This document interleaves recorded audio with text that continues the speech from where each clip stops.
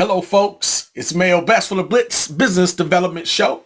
I am your host and looking forward to working and teaching you today as we discuss the top skill you should be developing in your business in 2022 and honestly beyond. I mean, this skill is so powerful that it has the ability to yield up to a triple-digit return on investment, according to Accenture.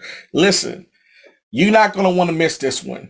But to find out what this top skill is, you're going to want to come back with us in just a few moments as we go and pay some bills. Hello and welcome to the Blitz Business Development Show. My name is Mayo and I'm a business consultant and coach as well as the founder of the Blitz Business Development Academy. This is the show that provides guidance, resources, and access to best practices to help you advertise, manage, and build geometric profits. From freelancers and home-based business owners to startups and storefronts, you will learn how to start small as you think and grow big. The Blitz Local Deals Club is a free membership-based app and service that offers consumers the ability to find the best deals, coupons, and savings available in their neighborhoods. This exclusive free membership connects you to the best offers from local pizza and sandwich shops, bars, restaurants, stores, and service-based businesses. Members will even gain access to rewards and loyalty programs, making this the ultimate money savings app on the planet. And the best part is, not only can consumers take advantage of the best deals and discounts, but also help support their local businesses during the COVID-19 pandemic. This is all made possible at the click of a button. So, become a free member and get access to your local deals today.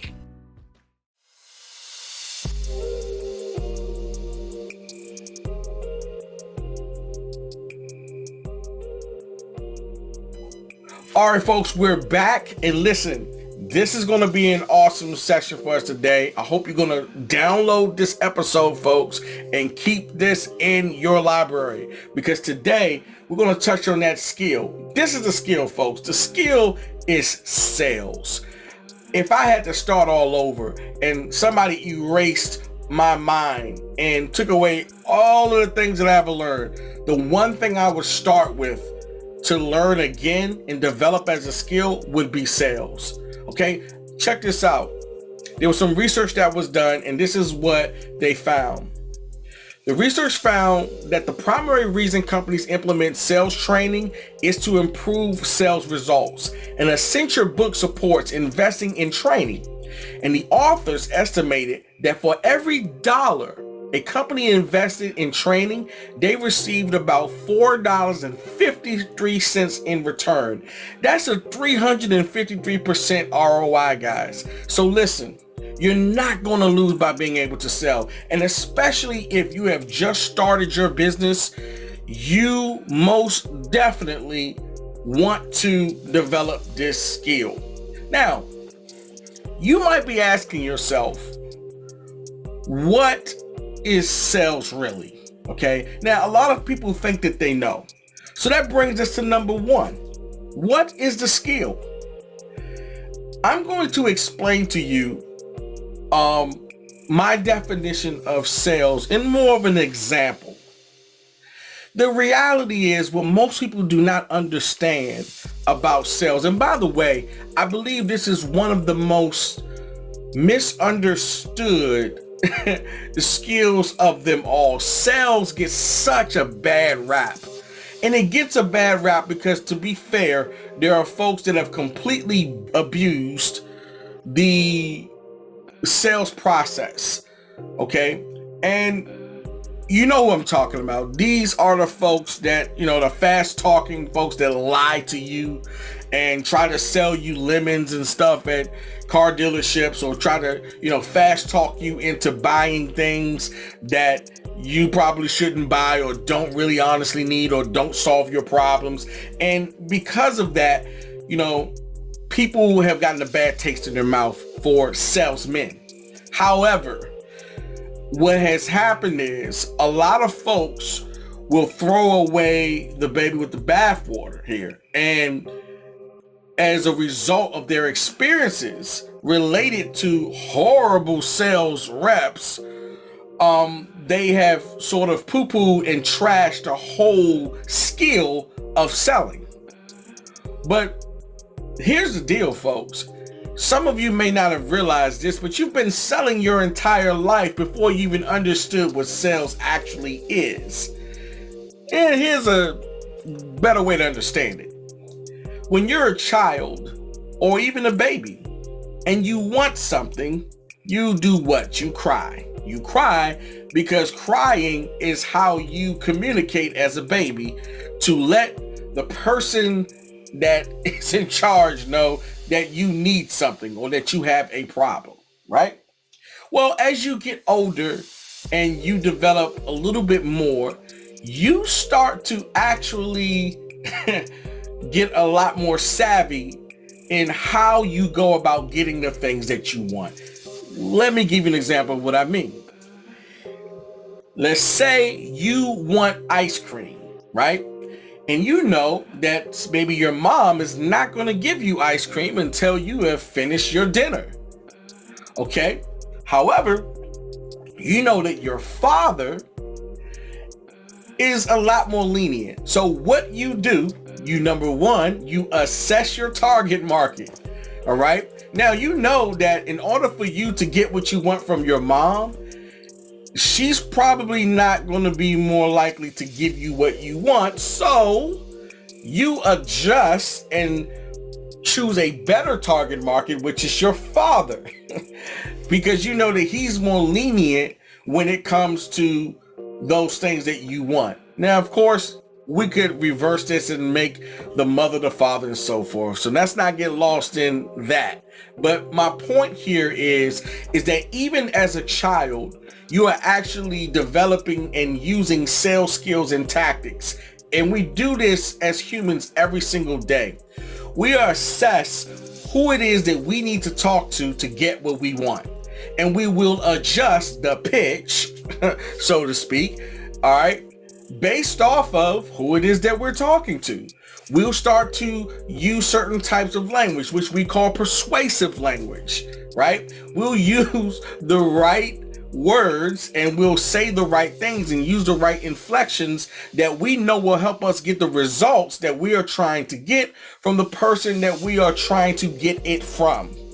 So from day one, folks, we are developing these skills every single day of our lives.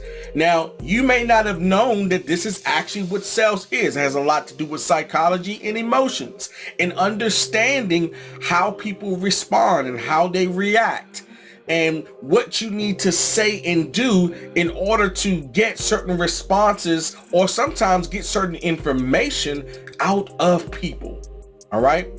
So that's really what sales actually is in its simplest form. It is a skill that we actually use every single day. Even if you think that you hate sales reps, in actuality, you're probably not any different from a sales rep. You just don't do it as a profession. That's the difference, okay? But we've all done this. We all do this. And by the way, of course, this does not stop in childhood. We do this with our girlfriends, our boyfriends, our wives, our husbands, our mothers, our fathers. We know what we need to say to get the responses or results or the outcomes that we want to get from the people that we need to get it from. And this is the skill that you use to do it.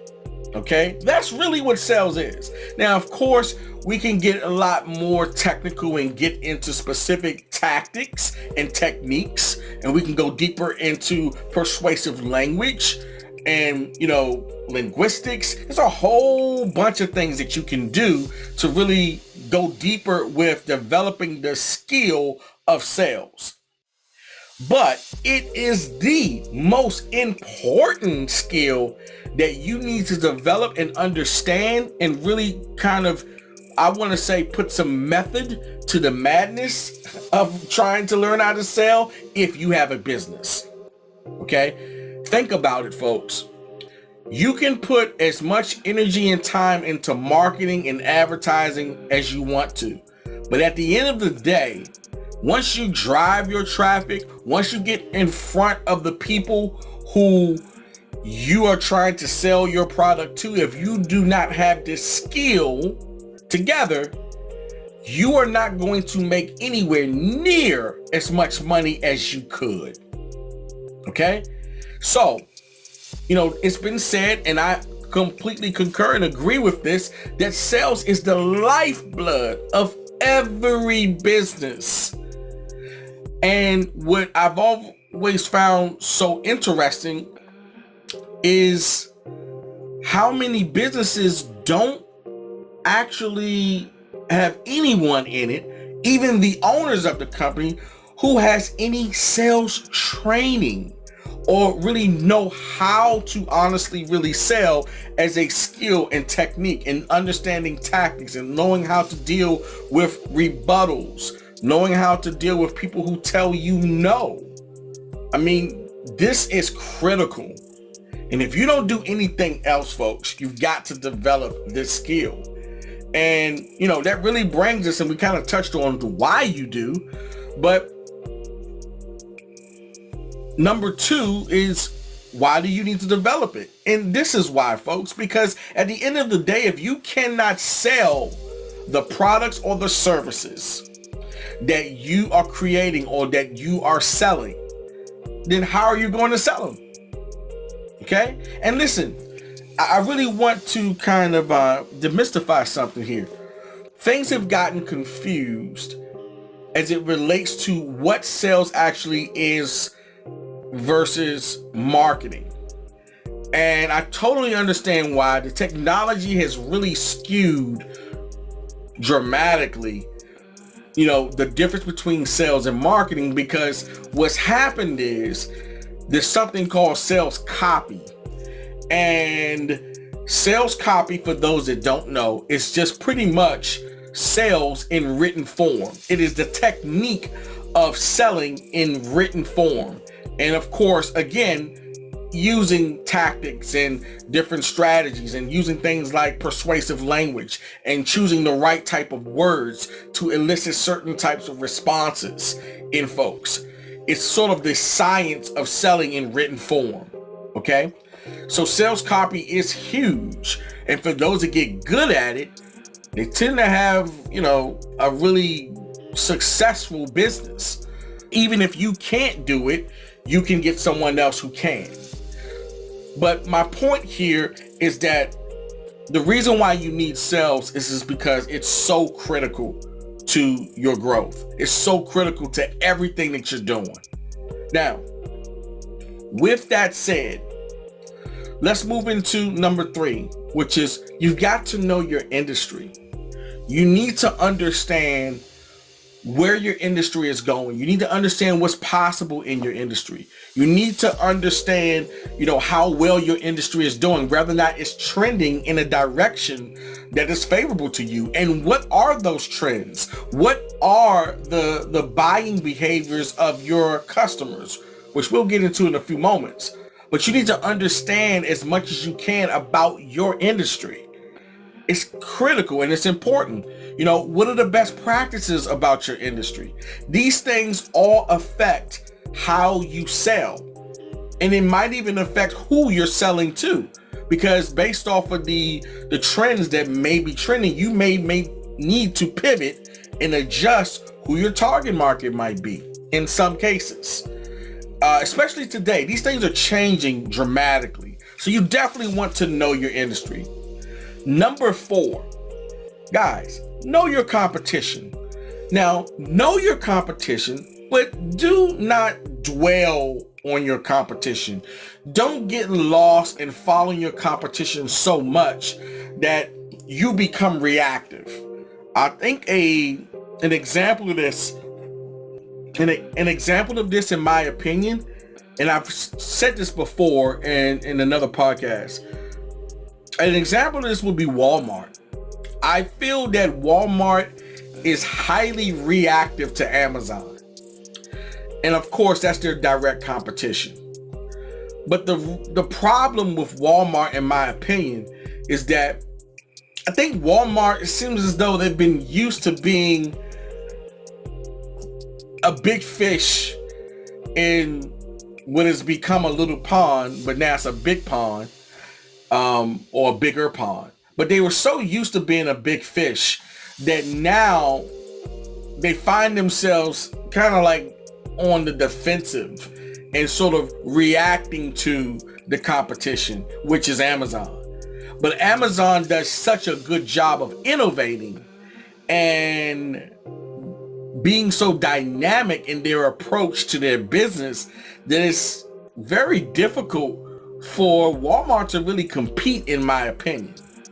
You know, I won't go too much into that because I've talked about that before, but I think that is an example of concentrating so much on your competition and what they're doing that you become reactive, as opposed to innovating, okay, as an offensive strategy. Innovating to the degree to where you do things in a way to where maybe it's a little difficult for your competition to compete with you because you're offering things that they can't offer.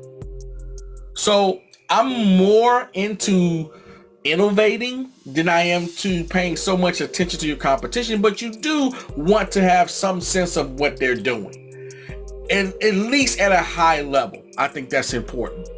But really, I feel like if you're doing what you need to do, you're spending way more time in your own business developing solutions to problems, okay, and expanding your ability to be able to handle more problems within the spectrum of issues that your customers are likely to have. All right, that's a key difference to me. But definitely, you do want to know your competition to some extent. Let's move on to number 5, which is know your product. You know, these things might sound obvious, but I can tell you as a coach and consultant that people know their product to an extent. But I think knowing your product or products, knowing your services to the level to where you really know not just what they do, but the nuances of those products and services. The nuances that may not be on the paper. The things that you know about your product that really comes through really experiencing your own stuff in a way to where you can explain things that the average person wouldn't see. You know, that's what I'm talking about. You really want to know your products at a high level. And I think that's extremely important. The next thing I got here is number 6. Know your customer. Guys, of all of the things you need to know about your business, it's definitely your customer. More importantly, your ideal customer. I cannot stress how important this actually is, and how many business owners I've worked with that do not really know who they're actually trying to sell to.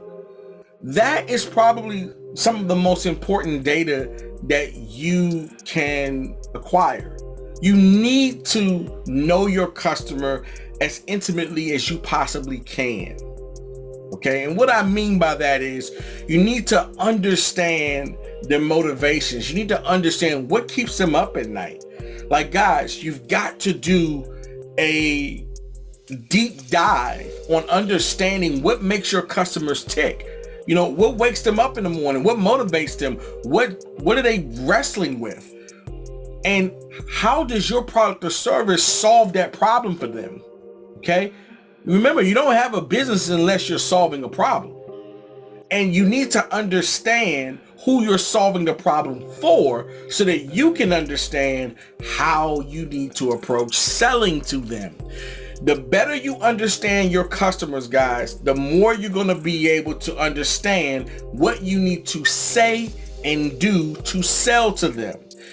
This is probably one of the biggest issues that I see with a lot of businesses, and they can't understand why they're not making more money. Well, number one, not only do you not honestly know your customer well enough to know what to say or how to say it, you're not developing the skills to be able to convey what you know about them to be able to sell to them. Like, these things go hand in hand, guys. You've got to know your customer. And I cannot stress to you how much this is going to help you if you really understand your customer. I have programs on how to do this, how to determine who your ideal customer is. Now, I'm going to give you guys something here that's not even written on my list here. And that is this, guys. This may sound a little funny when I say it, but you want to sell to the folks who want what you have, not who need what you have. That may sound backwards, but I'm telling you right now, because typically the people who need you, they don't even know that they need you. And if they don't know that they need you, then there's no real motivation or impetus to want to buy from you. However, the people who want what you have, oh my goodness, number one, they're so much easier to sell to because they already want what you have.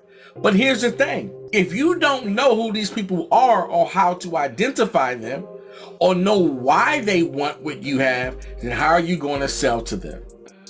See, this is why I'm so big on really understanding your customer. Okay. And also understanding their buying behaviors, understanding your customer on the level that you know what devices they're selling on. What devices they're buying on. Whether or not it's a cell phone or whether or not it's a desktop or laptop. Understanding where they congregate, what areas, what groups, what platforms they're on. Do they watch Roku? Do they like Netflix? Like, the more you know about your customer, the easier and better and more effective you're going to be able to sell to them. Let's move on, folks. Number 7, develop a strategic mindset. Now, this is something that I'm also big on as well. The reason why this is so important is because in business, it's really easy to get lost. Right? Let's say you've done a business plan. A business plan is great for 30,000 feet, looking at your business, at a glance. But when it gets down to the more, macro and even micro activities day to day, you really can get lost if you really don't have a plan for what you're going to do to acquire the goals that you're trying to hit. And before you even look at that, you need to figure out, what is your strategy? What's the strategy that you're going to use to accomplish the goals? And then you want to look at your tactics. But what is your strategy? How are you going to do this? How are you going to get people to respond the way you want to respond to help you hit those sales goals, every single week or once a month, or however it is that you're doing your marketing plan, or what part of the marketing plan you've been basically working on. The point is, you want to have a strategy, and you want to be strategic in just about everything you're doing in business. It's so important that you do this. Like, I just did this myself last night. I sat down literally for hours and I created a strategy, a strategic plan for how I was going to hit my goals. I broke down timelines. I used data that I had captured from my lead generation. All these things went into the strategy that I was going to use to help me hit my goals. And when you do this, folks, it helps it helps you to alleviate stress and feeling like you just kind of don't know what you're doing. You're getting lost. You feel like you only can see 6 feet ahead at a time. Like, it kills all that, because when you do a strategy, you start figuring out what you need to do, not just for today or tomorrow, but the next couple of weeks, into the next business quarter, into the next year, to hit those goals. Strategy is where all of that starts. Before the plan, you need the strategy. Okay? The strategy is implemented into the plan for everything that you do. And I'm going to give you a few ways as to how you apply strategy. Number 8, which is to create a target market criteria. So that's an example. Creating a target market criteria, not just creating and this is a little bit slightly different than creating a avatar for your customer. But in terms of your target market, what's the strategy that you're using, okay, to apply to the customer that you're targeting? All right, because that's a little bit different, all right, than just understanding your customer. What's the strategy that you're going to use to get to that customer? All right, that's really what I'm talking about there. Number 9, strategize your sales approach. Now, I hope you're starting to see that the strategies sort of build on each other. They stack towards your goals. Because we started with, first of all, having a strategic mindset, and then we moved on to creating a target market strategy. And now we're saying, after you take that target market strategy, now, which was number 9 right here, strategize your sales approach. When you strategize your sales approach, folks, using your customer strategy and using your target market criteria, you're going to hedge yourself for success. In a sense, it's going to become more probable, is what I'm saying here. So, strategize your sales approach, all right? And those things are what goes into strategizing your sales approach. Then when you build on from here, is now you get into where you're going to market, how often you're going to market, and of course, this is all inside of your marketing plan, all right? But it's all strategic and it's all strategy based. It's the point that I'm making. And that brings me to number 10. Using strategic alignment and channel partnering. Now, this is something that I find very interesting. Most small businesses do not use channel partnering very often, I've noticed. Now, channel partnering, to be fair, is typically something that's done a little bit more with bigger businesses, mid-sized to larger businesses and companies. They'll do more strategic aligning with other businesses. But the reality is, this is a practice that you can and should do as a small business. Remember, folks, everybody that you think is your competition is not necessarily your competition. And really, the way that I approach strategic alignment is more so based off of whether or not the business has the same customer. And remember, just because someone has the same customer as you does not mean that they are your competition, right? Because they could be fulfilling some aspect of a service that you don't do any parts of, okay? So that doesn't make them competition. So that means you could actually partner up with them because you guys have got the same interests. You've got the same customers. Now, what that partnership looks like, that's totally up to you and that company. And you have to develop what you're willing to offer and what the benefits would be to that, company that you're partnering with. But by all means, folks, I highly recommend this. This is something that I do. Okay, and I do on a regular basis, which is strategic alignment and channel partnering. Now, why is this important? This is important because, number one, this is an intelligent way of working, and it's also a part of a strategy to acquire more customers with less effort and less expense. The acquisition cost for a customer can be pretty much, high. However, there are other ways to acquire customers that doesn't have to cost you a dime, right? And so channel partnering is a beautiful way, it's a phenomenal way to not only extend your brand, but to acquire those customers that you sometimes, honestly, probably wouldn't be likely to even gain access to. Plus, there's another benefit too, which is the edification of another business working with you just makes you look better. It gives you more credibility. When you associate yourself with other successful businesses and businesses can see that you're in partnership with other companies, it gives you even more power, or I would say it gives you more posture, okay, out of the gate.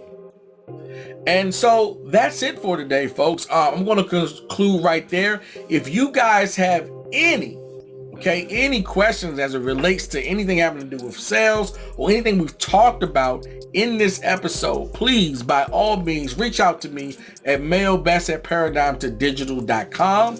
I'll be more willing to answer any of your questions there and to help you out if you should decide that that's what you want or need.